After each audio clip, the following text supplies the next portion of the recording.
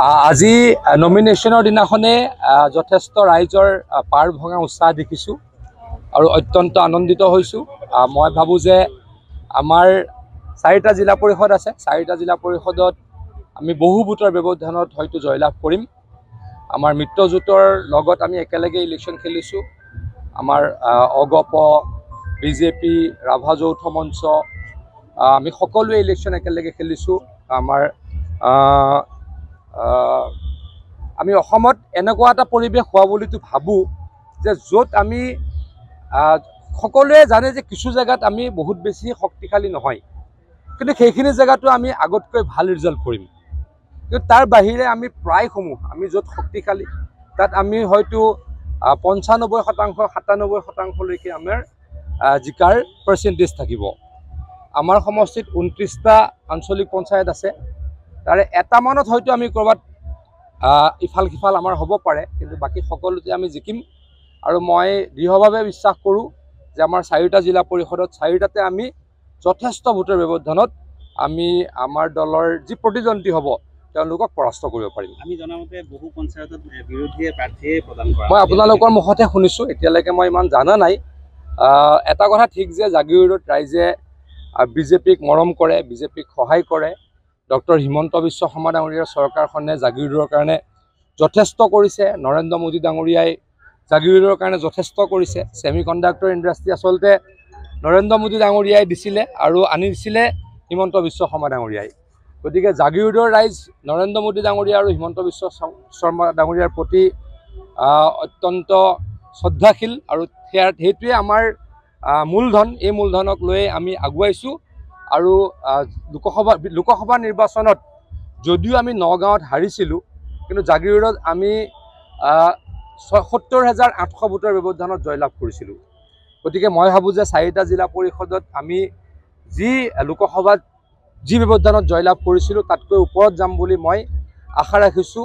আজিৰ কাৰ্যকৰ্তাসকলৰ মনোভাৱ, ৰাইজৰ সমৰ্থন, ৰাইজৰ উৎসাহ দেখি এই কথাকে প্ৰতীয়মান হৈছে বা মই প্ৰতীয়মান গৈছোঁ।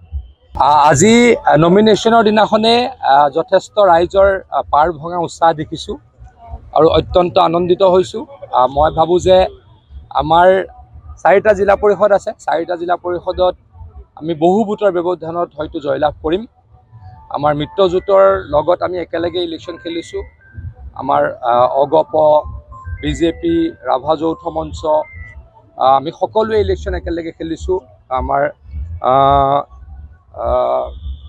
আমি অসমত এনেকুৱা এটা পৰিৱেশ হোৱা বুলিতো ভাবোঁ যে য'ত আমি সকলোৱে জানে যে কিছু জেগাত আমি বহুত বেছি শক্তিশালী নহয়, কিন্তু সেইখিনি জেগাতো আমি আগতকৈ ভাল ৰিজাল্ট কৰিম।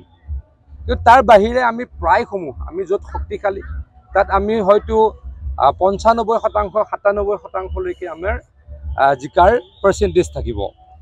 আমাৰ সমষ্টিত 29টা আঞ্চলিক পঞ্চায়ত আছে, তাৰে এটামানত হয়তো আমি ক'ৰবাত ইফাল সিফাল আমাৰ হ'ব পাৰে, কিন্তু বাকী সকলোতে আমি জিকিম।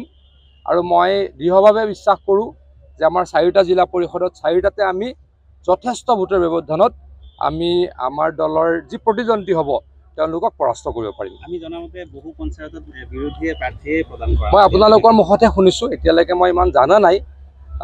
এটা কথা ঠিক যে জাগিৰোডত ৰাইজে বিজেপিক মৰম কৰে, বিজেপিক সহায় কৰে। ডক্টৰ হিমন্ত বিশ্ব শৰ্মা ডাঙৰীয়াৰ চৰকাৰখনে জাগিৰোডৰ কাৰণে যথেষ্ট কৰিছে। নৰেন্দ্ৰ মোদী ডাঙৰীয়াই জাগিৰোডৰ কাৰণে যথেষ্ট কৰিছে। ছেমি কণ্ডাক্টৰ ইণ্ডাষ্ট্ৰী আচলতে নৰেন্দ্ৰ মোদী ডাঙৰীয়াই দিছিলে আৰু আনি দিছিলে হিমন্ত বিশ্ব শৰ্মা ডাঙৰীয়াই। গতিকে জাগিৰোডৰ ৰাইজ নৰেন্দ্ৰ মোদী ডাঙৰীয়া আৰু হিমন্ত বিশ্ব শৰ্মা ডাঙৰীয়াৰ প্ৰতি অত্যন্ত শ্ৰদ্ধাশীল, আৰু সেইটোৱে আমাৰ মূলধন। এই মূলধনক লৈ আমি আগুৱাইছোঁ। আৰু লোকসভা নিৰ্বাচনত যদিও আমি নগাঁৱত হাৰিছিলোঁ, কিন্তু জাগিৰোডত আমি 70,800 ভোটৰ ব্যৱধানত জয়লাভ কৰিছিলোঁ। গতিকে মই ভাবোঁ যে 4টা জিলা পৰিষদত আমি লোকসভাত যি ব্যৱধানত জয়লাভ কৰিছিলোঁ তাতকৈ ওপৰত যাম বুলি মই আশা ৰাখিছোঁ। আজিৰ কাৰ্যকৰ্তাসকলৰ মনোভাৱ, ৰাইজৰ সমৰ্থন, ৰাইজৰ উৎসাহ দেখি এই কথাকে প্ৰতীয়মান হৈছে বা মই প্ৰতীয়মান গৈছোঁ।